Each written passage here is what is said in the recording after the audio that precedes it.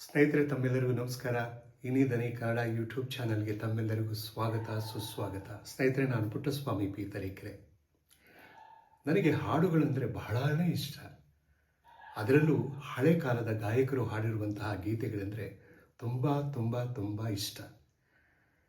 ಘಂಟಸಾಲ ಅವರ ಹಾಡುಗಳು, ಸೀರ್ಗಾಳಿ ಗೋವಿಂದರಾಜನ್ ಅವರ ಹಾಡುಗಳು, ಪಿ ಶ್ರೀನಿವಾಸ್ ಅವರು ಹಾಡಿರುವಂತಹ ಗೀತೆಗಳು, ಎಸ್ ಪಿ ಬಾಲಸುಬ್ರಹ್ಮಣ್ಯಂ ಅವರು ಹಾಡಿರುವಂತಹ ಗೀತೆಗಳು, ಜೆ ಯೇಸುದಾಸ್ ಅವರು ಹಾಡಿರುವಂತಹ ಗೀತೆಗಳು, ಇನ್ನೂ ಹಿಂದೆ ಹೋದರೆ ಎಸ್ ಜಯರಾಮನ್ ಅವರು ಹಾಡಿರುವಂತಹ ಗೀತೆಗಳು.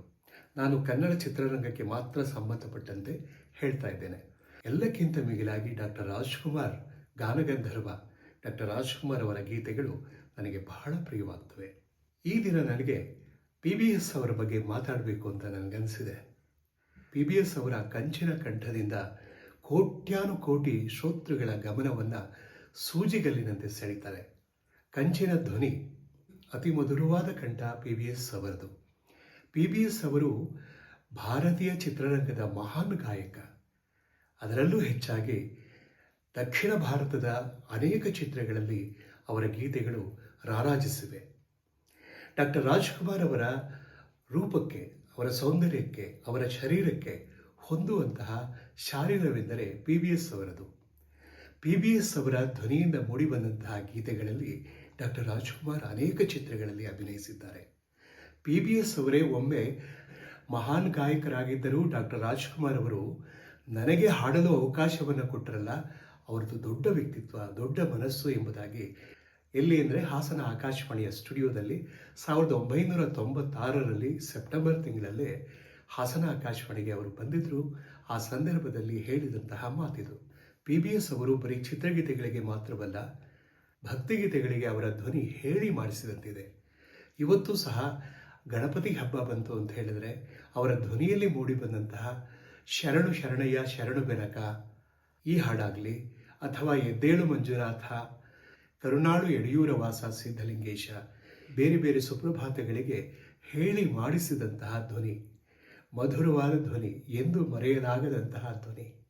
ಅವರ ಧ್ವನಿ ಯಾರ್ಯಾರಿಗೂ ಸೂಟ್ ಆಗಿದೆ ಅಂತ ಹೇಳಿದ್ರೆ, ಕನ್ನಡದಲ್ಲಿ ಡಾಕ್ಟರ್ ರಾಜ್ಕುಮಾರ್, ಕಲ್ಯಾಣ್ ಕುಮಾರ್, ಹಾಗೆ ವಿಷ್ಣುವರ್ಧನ್, ಶ್ರೀನಾಥ್, ಇವರೆಲ್ಲರಿಗೂ PBS ಅವರು ಹಾಡಿದ್ದಾರೆ. ತಮಿಳಿನ ಬಹಳಷ್ಟು ಚಿತ್ರಗಳಿಗೆ ಅವರು ಧ್ವನಿ ನೀಡಿದ್ದಾರೆ, ತೆಲುಗಿನ ಚಿತ್ರಗಳಿಗೆ ಧ್ವನಿ ನೀಡಿದ್ದಾರೆ, ಮಲಯಾಳಂನಲ್ಲಿ ಹಾಡಿದ್ದಾರೆ, ಹಿಂದಿಯಲ್ಲಿ ಹಾಡಿದ್ದಾರೆ. ಅದೇ ರೀತಿಯಲ್ಲಿ ಉರ್ದು ಗಜಲ್ಗಳನ್ನು ಬರೆದು ಸ್ವತಃ ಅವರೇ ಹಾಡಿದ್ದಾರೆ, ಇಂಗ್ಲಿಷ್ ಗೀತೆಯನ್ನು ಹಾಡಿದ್ದಾರೆ, ಹಿಂದಿ ಚಿತ್ರಗೀತೆಯನ್ನು ಹಾಡಿದ್ದಾರೆ. ಅವರು ಹಾಡದಂತಹ ಹಾಡುಗಳೇ ಇಲ್ಲ.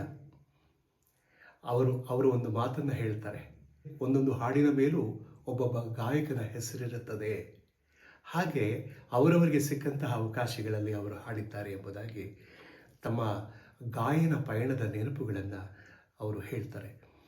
ಅದಕ್ಕಿಂತ ಮಿಗಿಲಾಗಿ PBS ಅವರ ಕಂಠದಿಂದ ಮೂಡಿಬಂದಂತಹ ಗೀತೆಗಳಲ್ಲಿ ಪ್ರೇಮ ಗೀತೆಗಳು, ವಿರಹ ಗೀತೆಗಳು, ತತ್ವ ವಿಚಾರಗಳು, ಭಕ್ತಿ ಪ್ರಧಾನ ಗೀತೆಗಳು ಎಲ್ಲವೂ ಕೂಡ ಮನಸ್ಸೂರೆಗೊಂಡಿವೆ. ಇವತ್ತು ಸಹ ನಾವು ಮೆಚ್ಚಿಕೊಳ್ಳುವಂತಹ ಗೀತೆ ಬಂಗಾರದ ಮನುಷ್ಯ ಚಿತ್ರದ ಆಗದು ಎಂದು ಕೈಲಾಗದು ಎಂದು, ನಗು ನಗುತ್ತಾ ನಲಿ ನಲಿ ಏನೇ ಆಗಲಿ, ಈ ಥರದ ಎಲ್ಲ ಹಾಡುಗಳನ್ನು ಹಾಡಿ PBS ಅವರು ಜನಮಾನಸದಲ್ಲಿ ಶಾಶ್ವತವಾಗಿ ನೆಲೆಯಾಗಿದ್ದಾರೆ. ಶ್ರೀ PBS ಅವರ ಕಂಠ ಮಾಧುರ್ಯಕ್ಕೆ ಸೋಲದ ಮನಸ್ಸುಗಳೇ ಇಲ್ಲ. PBS ಅವರಿಗೆ ಡಾಕ್ಟರ್ ರಾಜ್ಕುಮಾರ್ ಅವರು ಅಭಿನಯಿಸ್ತಾ ಇದ್ದಾರೆ ಅಂದರೆ ಅದಕ್ಕೆ ಸೂಕ್ತವಾದ ಸರಿಯಾದ ಧ್ವನಿ ಅಂದರೆ PBS ಅವರದು. PBS ಅವರ ಹಾಡುಗಳನ್ನು ಕೇಳುತ್ತಲೇ ನಾವೆಲ್ಲ ಬೆಳೆದಿರೋದು. ಹಾಗಾಗಿ PBS ಅಂದರೆ ಒಂದು ರೀತಿ ನಮಗೆ ಅಪಾರವಾದ ಪ್ರೀತಿ, ಪ್ರೇಮ, ಅದರ ಮೇಲೆ ವ್ಯಾಮೋಹ. PBS ಅವರು ಇಲ್ಲ ಎಂಬಂತಹ ವಿಚಾರವೇ ಇಲ್ಲ. ಅವರು ಶಾಶ್ವತವಾಗಿ ನಮ್ಮ ಹೃದಯಗಳಲ್ಲಿ ನೆಲೆಯಾಗಿದ್ದಾರೆ. ಅವರ ಗಾಯನದಿಂದ ಜೀವಂತವಾಗಿದ್ದಾರೆ, ಕಾಲ ಕಾಲಕ್ಕೂ, ಎಲ್ಲ ಕಾಲಕ್ಕೂ. ನಮಸ್ಕಾರ ಶ್ರೋತೃಗಳೇ, ಮತ್ತೊಂದು ವಿಡಿಯೋದೊಂದಿಗೆ ಮತ್ತೆ ಭೇಟಿಯಾಗೋಣ. ನಮಸ್ಕಾರ.